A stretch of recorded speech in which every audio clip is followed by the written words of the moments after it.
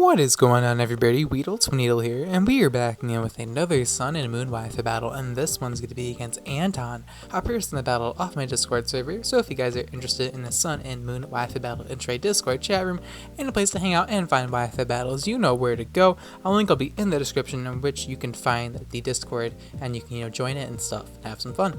So me and Anton are having a PU battle today, as the PU metagame has gotten a little more balanced because we had the freaking Auroraville gods banned in Mesprit and Sawk and other various Pokemon, but we still have some gods like Tauros and Gallade in the tier, as my opponent is clearly abusing while he can.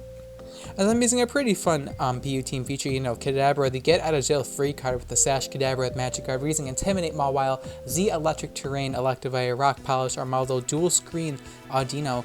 And we're just going to hop right into this battle, as it's a pretty close and intense Wi-Fi battle, and it's a pretty long one too, so I hope you guys are ready to enjoy said Wi-Fi battle. So turn 1, my opponent leads off with the Piloswine. This Pokemon is a massive threat to my team because I really don't have a way to hit it very hard.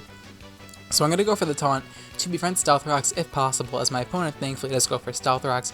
And now he actually expects me to be counter. Like, I know you're counter, you aren't fooling me.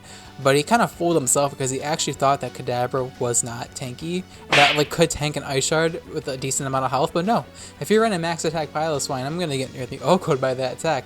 Plus my Kadabra has imperfect IV, so I'm going to take more damage from attacks than I probably should. So I'm going to get the Intimidate here with my Mawile, as now my opponent's going to go for the Ice Shard again. That was very risky, probably like the riskiest play I've made all week, because he could have definitely went for Earthquake, anticipating my pivot into Mawile, which would have been a very good play, because Psychic really would not have done that much damage to Piloswine. Eviolate is a pretty strong item.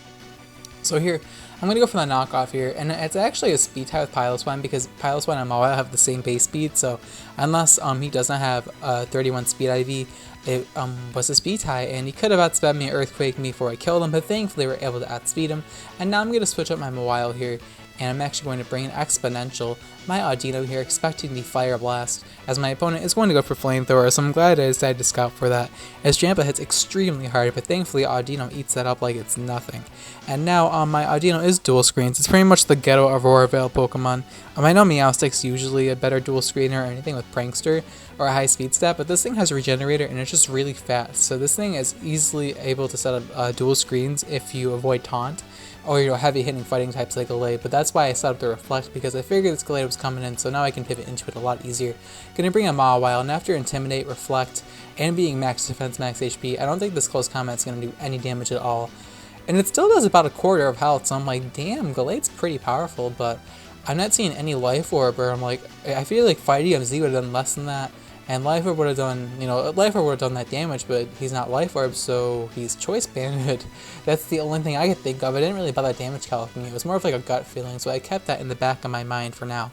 As now I'm able to lay up my Stealth Rocks here, because it's pretty free at this point, as in comes the Drampa once again. And since I did pivot into my Audino, and I did not set up the light screen yet, I figured my opponent would want to capitalize on my switch into Audino, so it'd either go for Calm Mind or a double switch into the Gallade once again. So I'm going to go for Play Rough here just to whittle down the Drampa a little bit. I don't have Sheer Force on this Mawile because it's a bulky one with Intimidate, like I said. I'm going to give him his Berserk boost, which is pretty scary because now he's going to set up a Calm Mind, so now he's at +2 special attack.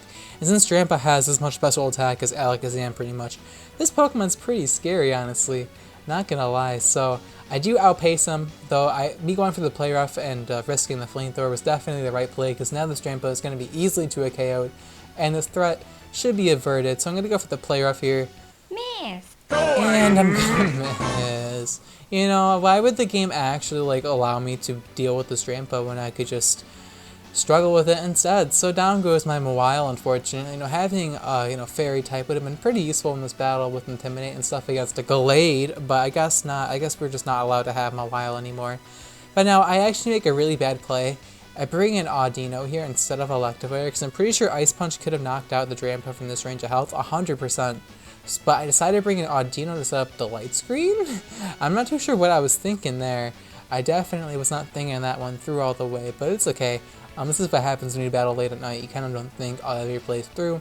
But now I'm going to go for the Double Edge here. Hope I can knock out the Drampa, but we're actually unable to knock him out, as now my opponent's actually going to get his berry. I was wondering what item he was, but I guess Agua Berry is a common item on Drampa, or the 50% healing berries in general. Doesn't have to be Agua Berry, but yeah, my opponent's gonna go for the Hyper Voice here, and Audino still tanks it even at +3. I think it's at +3 now. It could only, maybe it's only +2 special attack, but either way, I'm able to tank it pretty nicely. As now I'm gonna bring an Electivire here, expecting Hyper Voice once again, or Roost, but he's going to go for the Calm Mind, which works even better for me, because it gives my Electivire free switching. But this Drampa is getting too many boosts for comfort, man. He's at +3 special attack, +2 speed def, and pretty much I have to hit this Cross Chop here, because I actually have Cross Chop on Electivire for some reason. So I'm going to go for Cross Chop here, hoping to knock out this Drampa. But Drampa lives with no HP, like very low health, because my opponent has a very nice defensive spread with like a lot of defense EVs in Bold Nature. He told me the EV spread.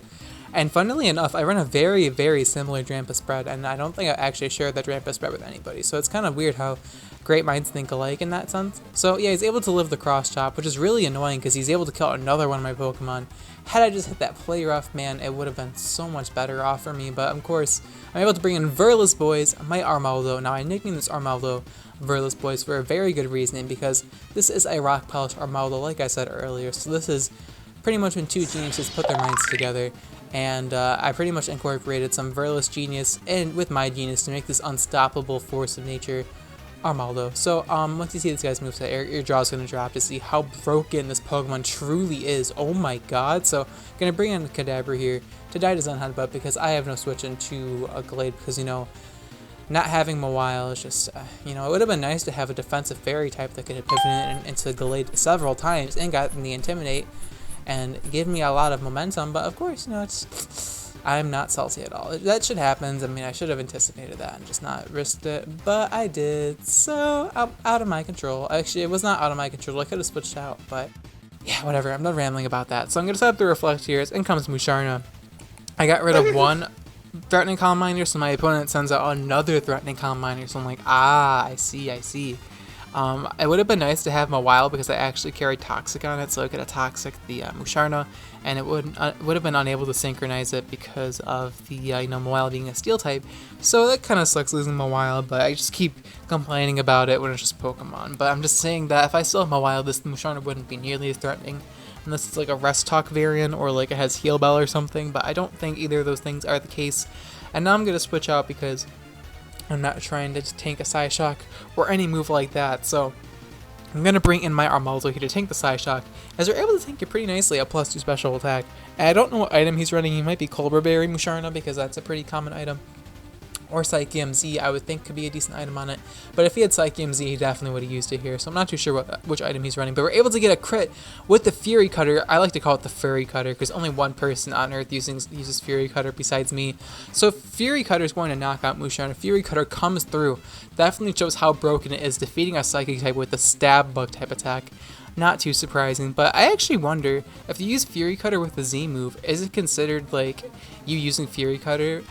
Probably not, but I know some moves work like that. Like if you use a normal Z move with Last Resort, like if I use the Thrash Last Resort Gumshoos, and if you use the normal Z move with Thrash and then use Last Resort, it lets you use it. So I wonder if it's the same way with Fury Cutter, where if you use the Z move once, it counts as you using the move and then you use it again. It's probably like one of those things that Fufu should try, because it's one of those like things that I'm too lazy to try out or like schedule with the person.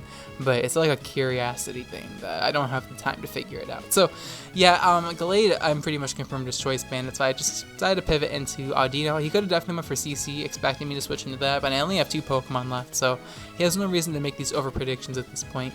As now I'm able to set up the Reflect, so I can pivot into the Glade a little bit better, but it still can like destroy Audino and destroy Arbok on its own. So it's a little bit concerning, as now my opponent reveals Defog, which isn't too surprising on Skuntank, but I completely forgot that it removes of screens, and he gets rid of my Stealth Rocks, which kind of blows, but it's whatever. I thought my opponent would want to bring that out earlier on in the game, considering Defog does remove screens, but I guess he felt like he didn't need to, even though I had Stealth Rocks up as well. I'm not too sure. I feel like he had a lot of opportunities to defog too, but it must have slipped his mind, because like I said, this battle happened very late at night, and I'm not too sure what my opponent's time zone was, but we both could have been, nerfed by being tired, because that happens a lot actually, more than you think. Like, I play like a lot better when I'm not tired, but like sometimes when I'm tired I pull out the most ridiculous plays, so it's definitely like an inconsistency thing. But yeah, in comes Eagle 8 here, as now I'm actually going to go for double edge, expecting him to expect my switch in Arbok. I don't really know. I just go for double edge just to whittle him down as I get a critical hit, which definitely helps me a lot because I know that Sucker Punch can easily knock out Gallade from that range of health. I don't think I needed the crit per se, but it definitely helps me out a little bit as I'm actually able to tank Sun Headbutt because I know my opponent's choice banded at this point. There's no reason for him not to go for close combat here, besides the fact that he's choice banded. So that's like, that's how you know, like, he's not going for the super effective attack on my Pokemon for the entire battle, so he's choice banded.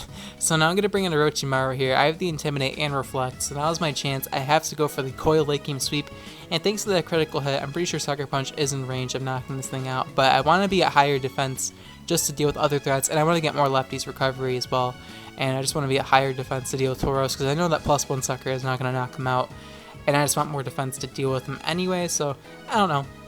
I'm just going to live at 69 HP, and now I'm going to go for the Sucker Punch, and it should be able to knock out the Gallade at that range of health, so thankfully we're able to knock that monster out. I'm pretty sure the crit may have mattered. Sucker Punch may not have knocked him out without the double-edged crit, but hey, I missed play rough, so I'll take any hacks this game wants to get me. So now in comes Tauros, and my opponent's going to miss the Zen Headbutt, so that blows.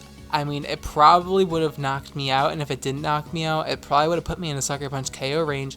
I had to damage calculate, because it is unstab, but it's also adamant, or Jolly with Life Orb, I would imagine, with Cheer 4, so that is a toss-up to see if that mattered or not, but the victor of this battle was whoever got the most hacks and won the battle in the end, and it looks like Orochimaru just freaking comes through. Orochimaru and Audino come through in the end, and we're able to win the battle with a narrow 1-0 victory thanks to the late game Arbok sweep.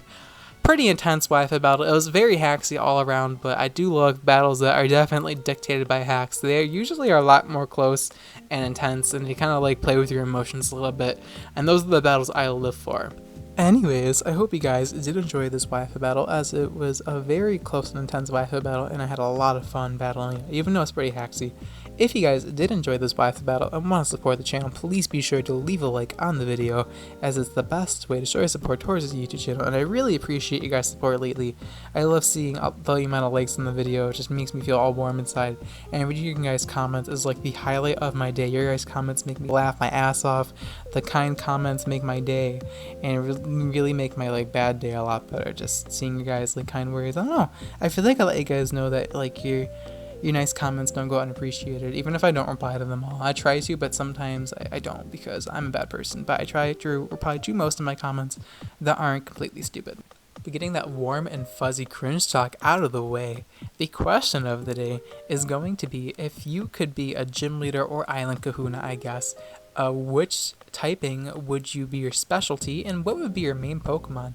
Let me know in the comments down below, as I'm pretty interested to see what you guys would pick if you were a gym leader. Now, we're going to keep competitive knowledge outside of this, like it would just be like your favorite typing and favorite Pokemon, and I guess you can put competitive thought into it, but I would just pick Psychic because I love Psychic types very, very much. They've been my favorite typing since Gen 3, in all honesty.